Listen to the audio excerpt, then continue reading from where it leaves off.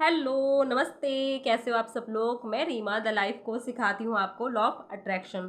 तो आज मैं किसी का क्वेश्चन लेकर आई हूँ। उनका क्वेश्चन था कि हम अपनी इनर सोल से कैसे कनेक्ट रहें। तो बहुत ही इजी है अपनी इनर सोल से कनेक्ट रहने का।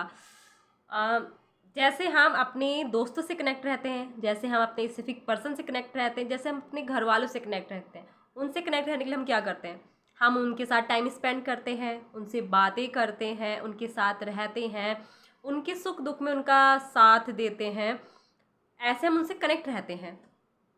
अगर आप अपने कोई दोस्त है आपका, अगर आप उसको अनसुना कर दो, अनदेखा कर दो, उसकी बात ही ना सुनो, उसकी बात को ही ना समझो, तो वो आपको ये सोचेगा कि ये मेरे किस काम का नहीं है, मतलब ये मेरी दोस्ती को नहीं निभा रहा है, आपको टाटा बाय बाय करके चला जाएगा। लेकिन आपकी सोल वो सोल है जो आपसे हमेशा कनेक्ट रहती है। आप दुखी हो, वो दुखी रहती है। आप भूखे प्यासे, वो आपके साथ भूखी प्यासी रहती है। मतलब आप हंसते हो, आपकी खुशी में खुश होती है, आप दुखी हो तो दुखी रहती है। अगर ये आत्मा ही आपके शरीर से निकल जाए तो ये शरीर किसी काम का ही नहीं है। फिर भी हम इसकी वैल्यू नहीं करते हैं, इसकी रिस्पेक्ट ही नहीं करते हैं, लोगों के पीछे भागते हैं। अपने प्रश्नों के सवाल जवाब पूछने के लिए इधर उधर भागते रहते हैं, भटकते रहते हैं। लेकिन हम ये नहीं जानते कि कस्तूरी की नाभि में ही सुगंध छिपी है और कस्तूरी इधर उधर भटक रही है। वैसे ही हम अपने दोस्तों के पीछे, अपने रिश्ते, अपने लोगों के पीछे भाग रहे हैं कि हमें आपका साथ चाहिए, हमें आपकी दोस्ती चाहिए। ऐसे भटकते हैं। लेकिन हम ये नहीं जानते कि हमारा सबसे बड़ा दोस्त तो हमारे अंदर है, हमारी आत्मा, जिसको कहते हैं परमात्मा का अंश। ये आपसे हमेशा कनेक्ट रहना चाहती है। ये सिर्फ बोलती है कि तुम मुझसे कनेक्ट रहो, मैं मेरी बात सुनो कि मैं तुमसे क्या कहना चाहती हूँ। एक बात हमेशा याद रखिएगा, जो आपकी आत्मा बोलती है ना, जो आपके आत्म अंदर की आत्मा से आवाज़ आती है, वो हमेशा सच होती है। क्योंकि आत्मा कभी झूठ नहीं बोलती है। अब इससे कनेक्ट रहने के लिए हम करें क्या? तो सबसे पहले, अगर आपका कोई दोस्त रूठा है तो आप उस क्या करोगे? उसको एक सॉरी वाला लेटर भेजोगे या उसको सॉरी बोलोगे? तो आज आपको उसके लिए एक सॉरी वाला लेटर लिखना है कि सॉरी, मुझे माफ़ कर दो, मैंने इतने दिन तुम्हारा ख्याल नहीं रखा, तुम्हारी रिस्पेक्ट नहीं की, तुमसे बातें नहीं की, तुम्हें मैंने इतना धुतकारा, तुम्हारी रिस्पेक्ट नहीं की। ऐसे आपको इससे माफ़ी मांगनी, जैसे अपने दोस्त से माफ़ी मांगते हो कि मुझे माफ़ कर दो, मुझसे गलती हो गई, मैं आज के बाद ऐसा नहीं करूँगी।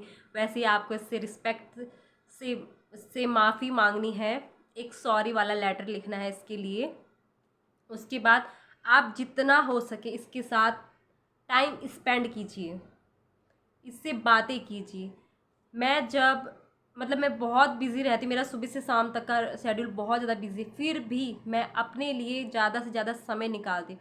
क्योंकि मैं और मेरी आत्मा, मतलब मेरी सोल मेरे लिए सबसे इम्पॉर्टेंट है।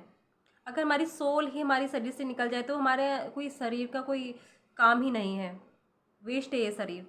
तो सबसे पहले मैं अपना ख्याल रखती हूँ, अपनी सोल का ख्याल रखती हूँ कि क्या सोच रही है, क्या बोलना चाहती है मुझसे, इसकी आवाज़ सुनना चाहती हूँ मैं। हम दुनिया में इतना खो गए हैं, भीड़ भड़ाके में, बाहर की आवाज़ों में इतना खो गए हैं कि इसकी आवाज़ नहीं सुन पाते हैं हमें। ये हमें आवाज़ लगा रही है, सुन लो मेरी बात सुन लो, लेकिन हम नहीं सुन पाते हैं। फिर आपको इससे बातें करनी है, इससे साथ कनेक्ट रहना है। और आपको शीशे के सामने जाकर इससे बातें करनी, आंखों में आंखें डाल के बातें करनी है। इसकी तारीफ़ करो, इसकी मतलब बोलो इससे कि तुम क्या चाहती हो, किसमें तुम्हारी खुशी है। इससे अपने प्रश्नों का जवाब पूछो कि मुझे ये करना है तो मुझे ये इसके लिए क्या करना पड़ेगा। ऐसे आपको इससे बातें करनी है, इसके साथ कुछ वक्त बिताना है। सबसे पहले आपको सॉरी नामा लिखना है इसके लिए, मतलब सॉरी वाला लेटर लिखना है। और इसके साथ हमेशा बातें करो। और 5 या 10 मिनट ऐसे आराम से बैठ जाओ, झांको अपने अंदर कि क्या बोलना चाहती है, सुनो इसको, इसकी बातों को सुनो।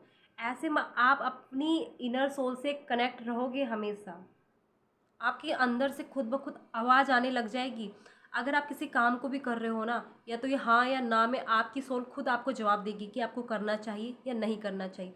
क्योंकि आत्मा कभी झूठ नहीं बोलती। आपकी आत्मा आपकी सच्ची दोस्त होती है, जो आपका हर पल हर कदम जन्म लेने से तक मृत्यु तक हमारा साथ देती है। तो इसकी आवाज़ सुनो, इसकी रिस्पेक्ट करो, इसकी वैल्यू करो, इसके साथ टाइम स्पेंड करो ज़्यादा से ज़्यादा, तब आप इसके साथ कनेक्ट रह पाओगे। तो आई होप जिसका ये क्वेश्चन था उनका जवाब मिल गया होगा। तो मिलते हैं अगली वीडियोस में, तब तक के लिए take care, bye bye and Radhe Radhe.